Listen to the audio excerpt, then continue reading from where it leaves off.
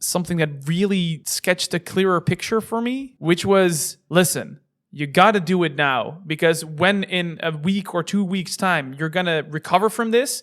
And when you have recovered from this, your signal is gone. Exactly. The pain is gone, and the pain is the signal of what needs to happen. And once you forget the pain, you're also going to forget what you have to do to fix the problem that's lying underneath the pain. This is episode 9 of the Unlimited Potential podcast with Gerard and Rowen Deckers. And today we are talking about the power of pain.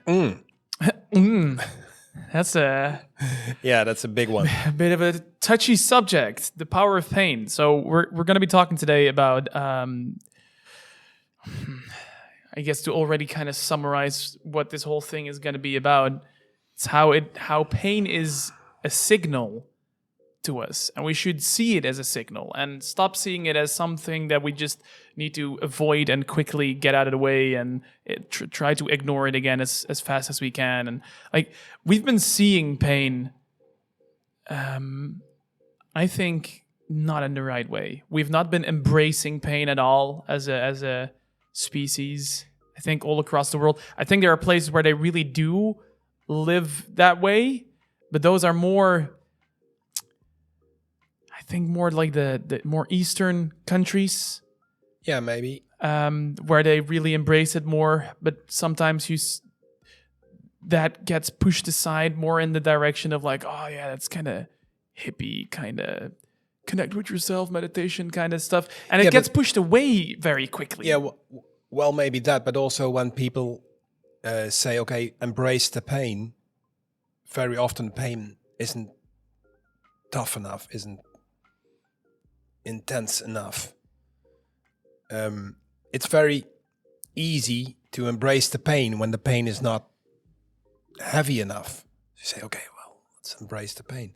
Yeah, but even if as you say it right there, like, oh, you got to embrace the pain. It's often used as a very tough thing to say. Like, embrace the pain. Exactly. Oh. But it's not. It's not a like you got to get tough kind of thing. That's not what it's about. No.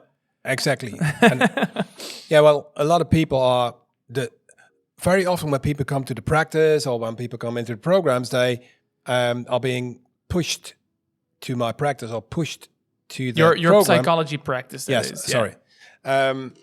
Because they feel pain.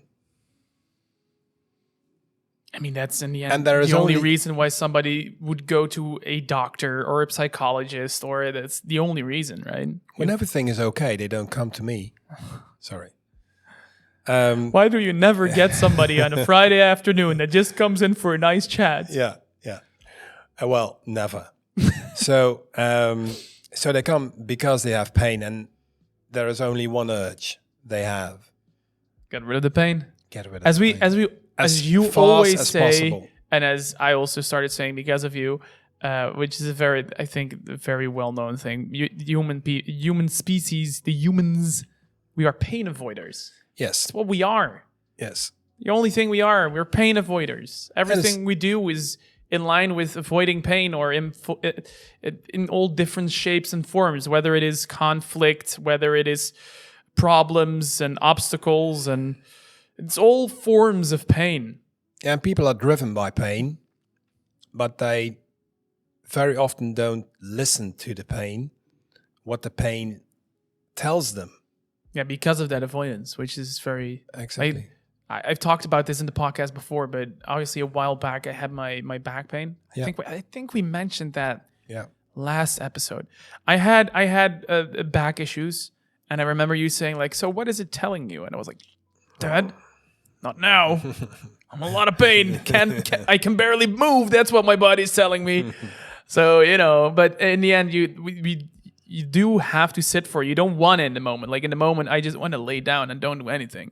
But you got to listen to it because it is a good signal. And I remember you saying something to me, which was something that really sketched a clearer picture for me back then, which was, listen, you got to do it now, because when in a week or 2 weeks time, you're going to recover from this. And when you have recovered from this, your signal is gone. Exactly. The pain is gone, and the pain is the signal of what needs to happen. And once you forget the pain, you're also going to forget what you have to do to fix the problem that's lying underneath the pain. Yeah, and it's so it is so obvious that the pain obviously should be a trigger for you to grow. Yeah, and but realizing what you said, like realizing like that signal is gonna go away, but that doesn't mean the problem is away. So exactly. So that's why it's so important to because act on the pain, or I'll not act on the pain itself, but act because of the pain. Yeah, because the pain occurred for a reason. The pain occurred for a reason. And if you keep pushing away the signal you get in the form of pain, you will never get the opportunity to grow. Do you know if the book that we have talked about before, like the book from Christiane Beerland, for people that don't know, we can link it in the description of the podcast. But do you know if that book is in English? Yes, it is. It is? Yeah, and it's such a good book. Yeah, and several other languages also, in French and German and Spanish. Yeah, so it's a book from Christiane Beerland, who is, I think she died, right? She passed away. Yes, she passed away. She made a book called The Key to what is it in English? Self-fulfillment or self. Very good. Let me just check. Yeah, quickly Google while I explain. Yeah. So it's a book with 1,300 diseases and symptoms from the body. It gives us, and what it means and what it does, and it's not really as far as I have known, because I haven't read the entire book. I don't even have the book yet. I'm gonna order it, but it's written about what those signals mean in your body, and also the connection between mind and body, and what that can mean in both ways, because everything is connected, obviously, in our human body. But so it's 1,300 diseases and symptoms that are tackled in that, which is immensely interesting. From your pinky toe to your eye, to an itch on your eyebrow, like everything you can think of is tackled in that book. Just the key to self-liberation. Self-liberation. Okay. It's in English and in French and German. It's a chunky book though. It's a big boy. Yeah, it's a big one. It's a big boy. If you want to have that on your shelf, well, you're definitely going to impress some fanatic readers when they come over for brunch or something, if they're going to see that one on your shelf. Yeah. It's a big one, but it's very nice. I think it's probably best to read it in like parts. Like you read a chapter about one signal, and then maybe after a while you read another one, because it's like a dictionary. So most people don't read dictionaries from the beginning to the end. We don't. No. So it's like a dictionary. So when you have pain in your knee or something, you just look and you find the knee part, and then she explains stuff about what maybe a little bit like the meaning of a knee is. What does that? What does it do? And you start to understand everything. Yeah. And I guess that's also where it goes, well, I don't want to say wrong, but where we're a little bit got into our easy behavior. Like we want easy, and we want fast, and we want it all to be like... So we got apps, for example, in the Netherlands, like, do I have to go to the doctor? Which is that's literally how the app is called, but in Dutch. And you can like press on a button, and then you'll get this silhouette of a human, and then you have to click on it where you have the pain. Press on the silhouette where your pain is felt, and then you press on your shoulder, for example, and it asks you like 6 questions. Like, is the pain like this? How long have you had the pain? Describe the intensity of the pain of a scale of 1 to 10. And then after a couple of questions, it's going to say you have to go to your doctor to have further examinations. Yes. Or it says you have to go to the hospital right now, or try to see if it goes away in 2 weeks, and afterwards, if not, try it again. And that's it. But that's what we want, right? Easy, quick. We don't have to do anything for it. But you have a situation where you do have a pain, You go through the questions, then it says okay. you don't have to do anything, no worries, and then you don't know anything. Then you're sitting there, okay, I don't have to go to the doctor, nice, that's good news. Don't have to go to the hospital, okay, nice, good news. But I still have pain in my shoulder. Yeah, but the interesting thing here is that first you need to acknowledge that your being is like a collaboration. So you have your physical body, and obviously you have your mental state. And these two, they work together and they give each other signals. And if you think, okay, you know, my physical injury or my physical pain is completely detached from my mental health or my mental state of being at this moment of time, when you think it is completely detached, you don't need to read Christiane Beerland. No, but when you think that, I mean, isn't it at least a little bit old school to think that your mind and your body are like completely separated? Nobody goes to the doctor when they have heartache and they need a bypass. Mm-hmm. Let's go into therapy first. Or that's like the deeper level. I do understand that not everybody's open to that yet. Yeah, wait. But this is... It's easy to think about the mind-body connection when the pain is small. Right. It becomes more difficult when the pain is heavy, when there's really something going on in your physical body. When there's like big issues. And obviously, most of the time, we look at the mental issues or connection when there is a physical problem. Yeah. But you can also look at the other way around. So, for example, when you have some mental issues and you don't exercise, for example, you don't give any attention to your body. It's true. It's super true. Even, you know? But otherwise, on the other side as well, like if you do give attention to your mental state and you do feel like you're giving it enough energy mentally, you can still feel shitty because you don't do anything for your body. Exactly. Like your mental still it's not only if your mental state is already down, it's also if your mental state is actually healthy, but you're treating your body like shit, then it's still going to affect you mentally as well. Exactly. So the first thing to decide, do you think there is a mind-body connection always, and that mind and body do influence each other in a way which you can't avoid? So it is always there. Yeah, it's a good question to ask yourself. Like, do you really think there's a mind-body connection, or do you only think it when it's convenient? Or when the pain isn't that big and where it's like easy to believe, so to say. But if you really believe it, do you really believe it? And in my opinion, you see that exactly with the case that we had during the episode about catastrophizing, where studies have shown things in that regard as well. Because I explained back then that our inner system that regulates or like minimizes pain, our what was it called? I wrote it down here. Yeah, that was it. I always forget the name, especially when we're live.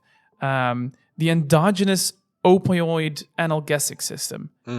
That's the one. So that's like your natural paracetamol, like your body softening pain for you. The functionality of that system is reduced when we are catastrophizing. And catastrophizing is something that I hope me and all the listeners can agree on, is something that happens in your mind. And not in your physical body. That's something that happens in your head. Exactly. And that thing that is happening in your head is making it so you literally feel more pain. So what about the mind-brain connection here? This is literal proof that your brain is affecting your body because you're feeling more pain, literally because you're catastrophizing. Yeah. And we talked about that back then. So for the people that want to learn more about catastrophizing and stuff, I highly advise to listen to that episode, or if you're on YouTube right now, watch the episode back about catastrophizing. Super interesting episode, but it's right now we're going more specifically on pain in general. But I think it's very good that you point people out to that episode because it gives you also insights on how to prevent. Yeah, we do give actionable things in that episode, actionable exercises. Okay. So that's good. It's enough about that. But so pain is something you very often feel in your body, and you think it is maybe detached from your mental state. And this is never true. This is never true. Never. There's always a connection, but you can't, because it's like impossible to detach. You just can, maybe you can't feel it, but it is not possible to detach it. Or maybe it's not, maybe it's not a lot. Like, sure, that's a possibility if you're like very in line between your brain and your body. Mm-hmm. That's also kind of a thing, right? So if you are in line mentally with your body, you don't notice it a lot because there's no more damage done. Like, if you don't have the connection, if you're not doing it, if you're not focusing on the mental body connection, you're gonna have more damage. Theoretically, just calling it more pain, more damage, then you notice it. But if you don't, so if you are in line with your body, then you don't feel anything. So it's in those situations, it's rather easy to start thinking, there is no connection because you don't feel anything that would trigger that thought. No, and because we are pain avoiders, and influencing your mental state to do good in your body is a longer route than going to a doctor and letting them fix something. That's why I really hate the fact that doctors have like those 10-minute appointments, you know? It gets me so frustrated because you go to the doctor, you have a pain, you sit there, you tell them like, this and this, and because you only have 10 minutes, everything goes really like, cha-cha-cha-cha-cha. Okay, bye. It's like, no, you don't have anything? Or let's do it. Or this is the problem? Okay, let's check. Okay, you have nothing. Bye. Go. Yeah. Next. Yeah. And it's like, yes, there are, don't worry, like, I'm not trying to diminish all the doctors by saying this because I know that there are a lot of doctors that do take the time, especially if they notice that somebody has a need for more explanation. My partner's doctor, I know, for example, is one of those that is really attentive. Like really, really attentive. Once I joined my girlfriend there and he saw things in my posture and he pointed out how I'm walking differently. Turns out I have flat feet. I already knew that. I have supports for that. He saw that, he noticed it, and he asked me about it. So like there are very good doctors that are attentive, that want to do help a little bit more with that, but the 10-minute appointments feel like they're just going against that principle of... Yeah, but these are obviously general practitioners. So they are... obviously they need to see a lot of people and they just need to see triggers, etc.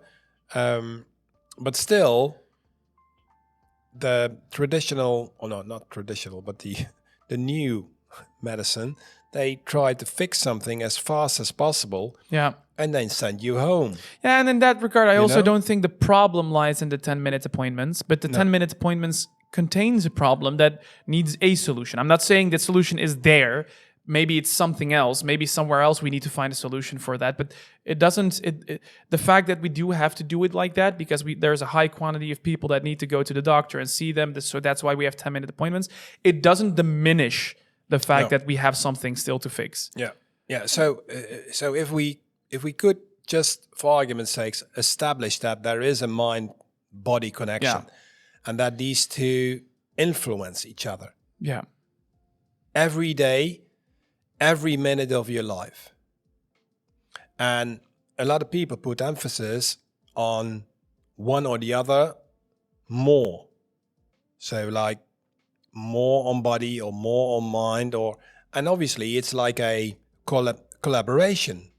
They both need attention, and obviously they also both need to be in line with that what you want in life. Yeah.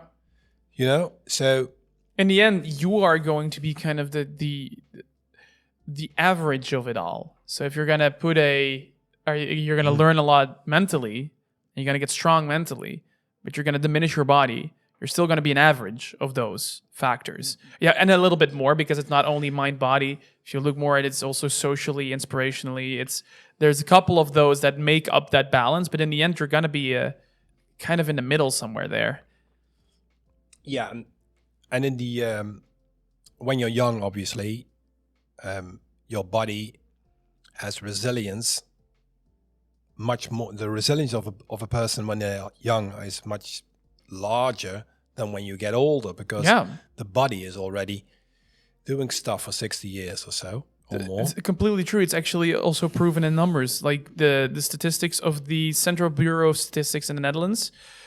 If you guys want more resources, obviously the study itself also shows the research where they got these numbers, but it shows that it was a study done about people finding or experiencing pain that is hindering. Okay. So any form that can still be small as long as it hinders the person in their either day-to-day job or at home things they have to do. And it actually shows, surprise, surprise, that the older you get, obviously, more people experience hindering pains noticeably. So that's very interesting because when you're young, the percentages are very low when you're young. They started measuring when you're 12 years old, and they stopped measuring after like the last category is 75 plus years old. So you do notice something in that. Nothing really changed in that in the past 10 years, which was a very fun statistic. So since 2014, nothing really changed in the percentages. So which comes down to women experiencing more hindering pain than men, which I think from the nature of men and women is pretty logical, because men are genetically more inclined to like just work, and women are more also, at some point they have to undergo pregnancy, which is definitely causes a lot of hindering pain if they decide to go through that. You have their menstrual cycles, which is very hindering, which we're learning way more about these days, which I am also doing a video on soon personally, where we're really going into it with experts and how much is hindering. So you do, and the statistics show it. 15% of women experience hindering pain, 15%, and 8% of men. So that's a 7% difference. Okay. And just a couple more. What I found here was that 4.5% of men between 12 and 35. Yeah, that was it. So between 12 and 35, 4.5% of men experience hindering pain, and it builds up to 15% when they're 75 years old. So that's pretty good still, I would say. For women, it starts at 9.5% when they're 12. Okay. Between 12 and 35, I should say, 9.5%. And it builds up to 27% on 75 plus years old. But the fun, I think, about this statistic is coming back to what we said. Pain is a signal. And it's also unavoidable. We've seen some cool documentaries on that mention the three things that are unavoidable in life as well, which is super interesting because it's true. There are three things in life that you can't avoid, which is pain, work, and what was the last one again? Uncertainty. Yeah. Uncertainty. Well, constant work. That's what he said. Constant work, uncertainty, and pain. And that's why you need to learn that pain isn't bad. You also see it in these numbers. The numbers don't really change. People still experience pain. Even after 10 years since 2014, it didn't really change. People still have the same amount of hindering pain. But learning to work with it, that's what we should be aiming for. I think you first need to decide that every time when you feel pain, for you, it's a signal. It's a signal to do something with it. And even it can be seen or perceived as something very good. So if you look at pain as tension, as stress, and that you have the mental mindset that tension creates the possibility to go forward. And one of the best metaphors I've heard, it's not from me, it's when you have a elastic rod, elastic band. Very good, band. When you pull, you get tension. When you let go, the energy of the tension gives direction to the band. Yeah, it creates force. Exactly. So, and what's so cool is that if you have the mental mindset that tension is your first step into progress, then you're in a good space, you know? And the second thing to recognize here is also that you don't need to diminish or wipe away all the pain in one strike. So a form of patience is also necessary here. So you first must acknowledge that there is a mind-body connection. Then we've covered that. I know, but just summarize a bit because it's difficult. So first you do that, but then you need to have the mindset that tension, that pain, is your ticket to progress. Yeah, you as a kid even you always taught me to embrace pain. When I was a small kid, you already taught me to embrace pain. You were always, when I had like a tummy ache or something, and I would be sitting there like, my belly hurts. You would say, you need to be kind for your bellyache. I remember you always said, you need to be kind to your bellyache. I was like, what do you mean I need to be kind to my bellyache? Like, because it's a part of your body, it's a part of you, and you need to be kind for yourself. So this is also a part of you. So be kind to it, and it's only a signal. It's trying to help you as well. Yeah, the more resistance you have to the pain, the bigger it becomes. Yeah, I think mentally this is a big yes. Like, you need to also calm yourself down. But also, like, literally proven now because of the catastrophe thing that we talked about earlier. Yes. And statistics show it in multiple things. Also, the result of catastrophizing showed again in the stats that I found online. Like, I think it was 50% more people describe their general health not as good or very good when they experience a hindering pain. So the stat for the people that have that, so people with hindering pain, 30% it is, and it's against 80%. So that's why I say 50% difference. 30% of people with hindering pain experience their general health not as good or as good or very good. So that means that 70% doesn't experience it that way. Okay. 70%. When you find a hindering pain, you already stamp yourself being, my health is not very good. You have a pain. You're not a little bit of a hindering pain doesn't mean that you're dying. No, but you can't. What very difficult is in pain that as an outstander you can't feel or see or whatever. What? No. So logically speaking, we shouldn't judge people when they are experiencing pain. You should never look at it with judgment. No. Never. But these are just statistics. Yeah, these are just results that, for example, also they experience 3 times more sleeping problems when they have hindering pain. 3 times more people experience sleeping problems or go more frequently to the doctor, psychologist, a specialist, physiotherapist. All of those things happen 3 times more often as a group term than people that don't feel hindering pain. Which is logical, but it can only be an effect of our mind-body connection, obviously. Yeah, but so it's very logical that people want to get rid of the pain. Yes. So the getting rid of the pain is not a bad thing. what is very inconvenient when people don't see the reason why they have the pain, what the bigger picture is of the pain they are experiencing now. And in the preparation of this talk, we talked about EMDR. Yes, yeah, true.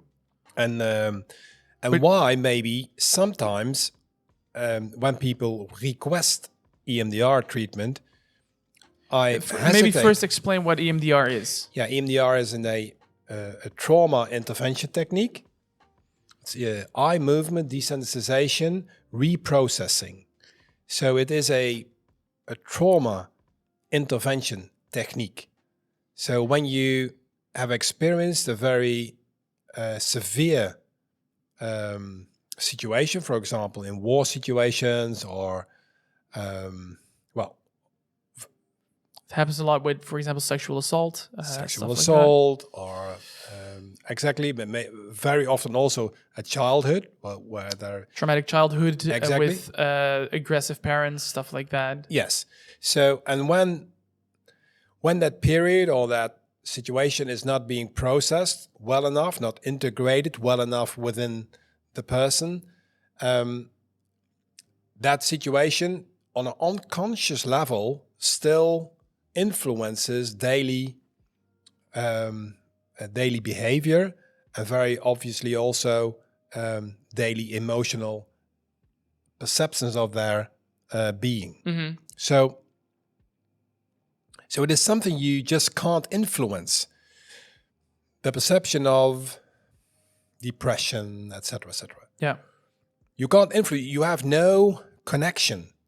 Again, no, you have no connection anymore to manage or influence that emotion. Yeah. So you use EMDR to first sever the connection and then reconnect it in a way that you have control over. Yeah. What we do by let people follow my finger is that people detach from the automatic reaction based on that situation in the past. Yeah, follow your finger, follow the light. Some people have like a little light that they have to follow. Or headphones when they have a bipolar bleeps to every ear. It is something that is very, very interesting that it works. We don't really know why it works so well, that bipolar stimulation, but it does. And what it does, it detaches you. It gives you, again, a small window of power. That's how you can see it. It's a window of power you get back to control your own emotions. And that's what the therapist does. What the therapy does. Yeah. So that's that. So let's now continue from EMDR. So the story was sometimes people request EMDR with you. Yes, and they requested to get rid of the signal. So they want EMDR because they want to get rid of the pain they have. Yeah. And it desensitizes, obviously, the pain. But if you don't look at why the pain is being created in the past, it will come back and you haven't learned anything. So that's why EMDR is obviously very good when there is a traumatic experience in the past, which you need to integrate with intense therapy. EMDR is one of the parts of that.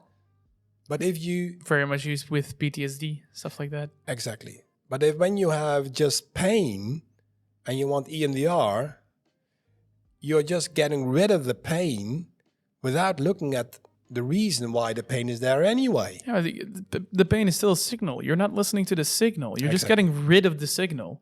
It's like... And EMDR does work also on that kind of pain when there is not really a trauma based. It does work. It just got a metaphor in my head. I think it's a hilarious one to give. But if you have an airplane, airplanes need to communicate with the airport where they are landing, of course. But if they want to land on an airport.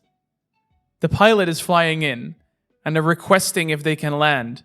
And the tower says like, no, you're not allowed to land. And it just shut off the radio. It doesn't mean that all of a sudden they are allowed to land and everything's fine. Like, no, you just literally got rid of the signal. That doesn't mean that everything's fine. No. Yeah, that's very good metaphor. I think it's a ridiculous metaphor, and therefore it's perfect. Yeah, but it's so difficult to sometimes as a practitioner to resist the request of a person because you also see the pain. When you are in my practice, you see the pain and the person, okay, the EMDR, okay, and then you think, that person maybe needs to learn what the pain does tell them, but still you feel the urge a bit to just give him the pill, the EMDR, and obviously we have the conscious choice now to do that.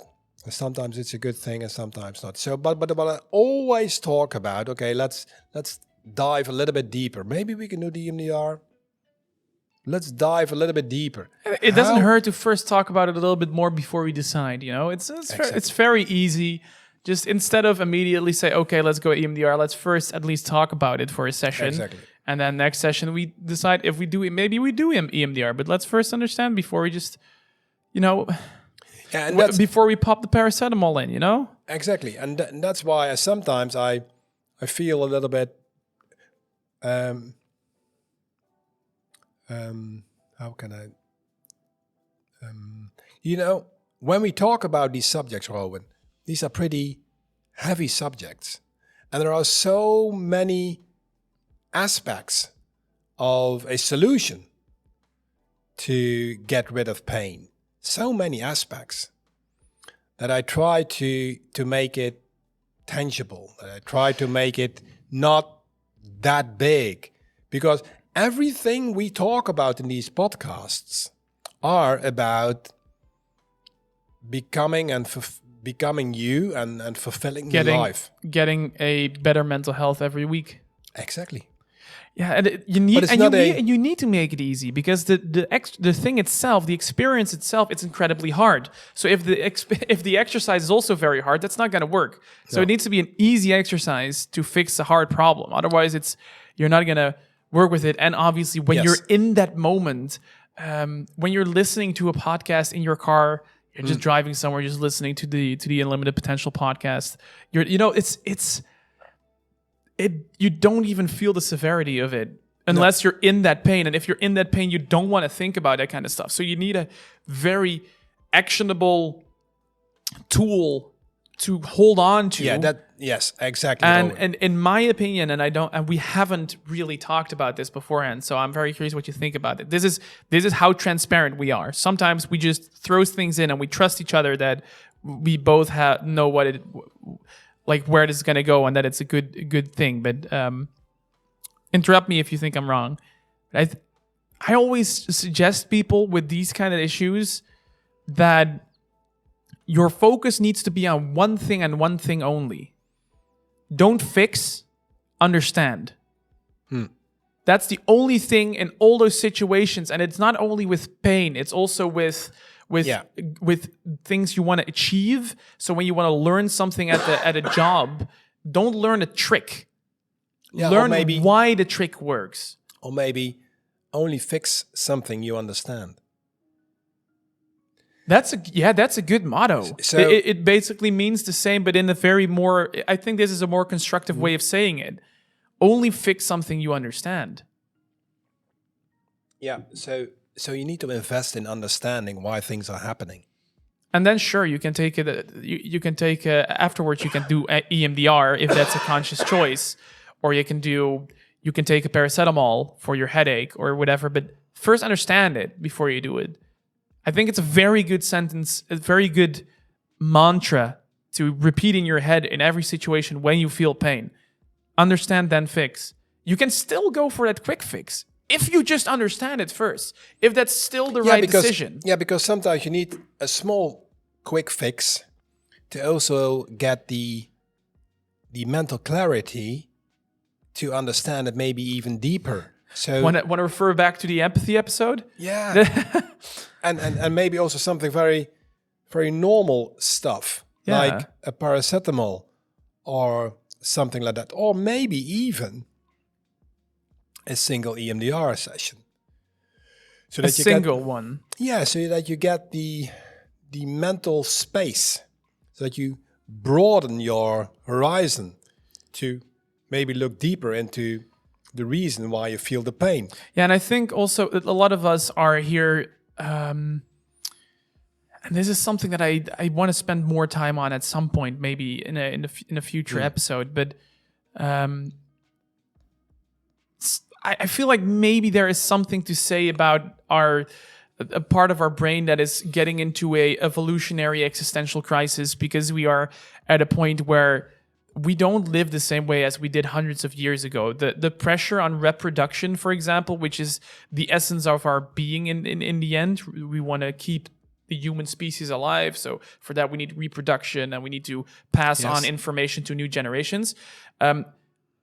It changed, which is weird, because we don't have that huge necessity for reproduction anymore. We still have it, but in a way smaller scale, because the Earth is overpopulating, which is also being debated if that's really true. But let's say for now that yes, we are overpopulating, so that need becomes less and less for a lot of reproduction.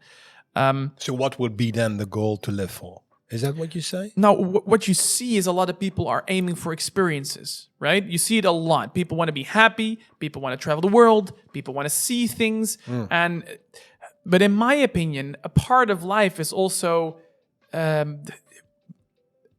growing, learning, developing yourself. And that clashes sometimes. I see a lot of people where those two are clashing. They want to experience life, so they don't want to start learning things. I'm like, I've seen that a lot. I'm very curious what your opinion is on that. So maybe we need to spend more time on that. But not only time, and not only that, but that would be a very cool group session. I must say, it would be cool to have more people, maybe sometimes chipping in on that subject.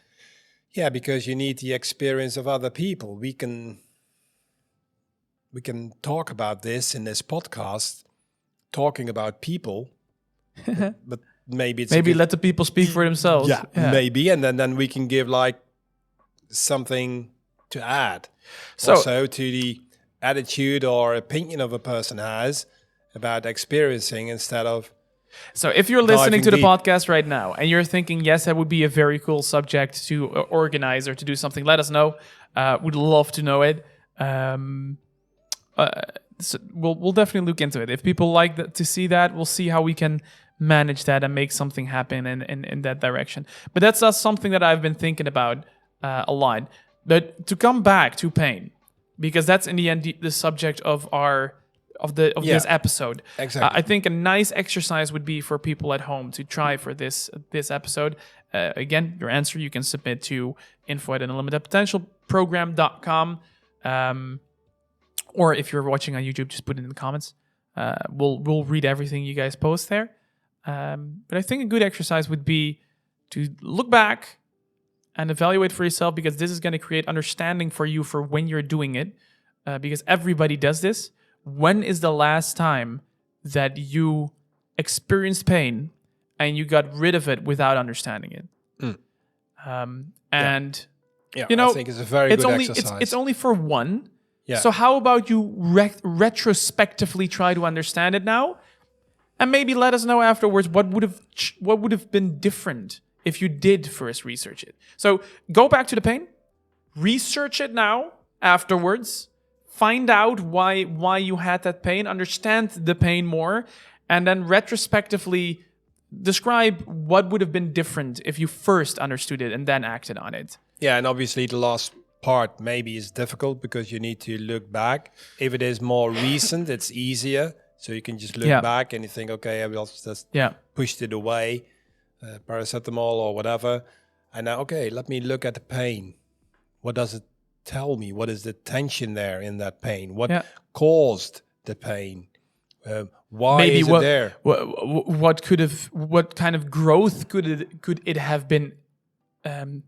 Could it have initiated for you? Because a lot of people grow out of pain as well, right? It's not only getting back to the flat zero level, like getting back to normal health. Exactly. You can also just go above that. You can learn from it, get stronger from it. And there comes the saying, we're going full circle here, because in the beginning we referred to that thing, embrace the pain. Exactly. That's where that comes in action. That embrace the pain. That's often said when they want to grow from the pain, when they don't want to get back to normal health, but they want to go beyond. Yeah, and it's not just it's just not something you say. It's something you really need to feel. Yeah. And so when the connotation changes from something bad to something good, the pain, that would be cool. Yeah. Yeah. Okay. Yeah. I think it's a very good cable, but it's I think it's a very good exercise. I've heard another big psychological speaker about this, and he referred to it, but I think that was a bit dramatic and probably aimed at specifically men to listen to this, because it was very full of testosterone, I feel like. But he said, you have to become a monster, and then afterwards you need to learn to control it. And it kind of refers as well to pain. You need to learn to embrace pain. You need to learn to feel it, deal with it, learn about the signals, understand it, so you can act on it. So and so you become, as he referred to as the monster, but in my opinion, you become someone who can take everything and learn to understand it, and then you learn to be gentle with it.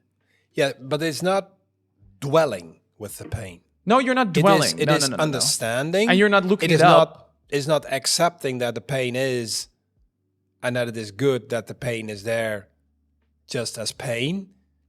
The pain has a reason why it is here.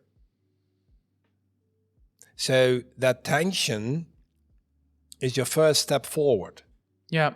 And not something that is bad for you. So, exactly. I think that's what we want to say. But that's where those kind of sayings come from, I feel like. It's the same as he said as a saying. He also said it's better to be a warrior in a garden than a gardener in a war.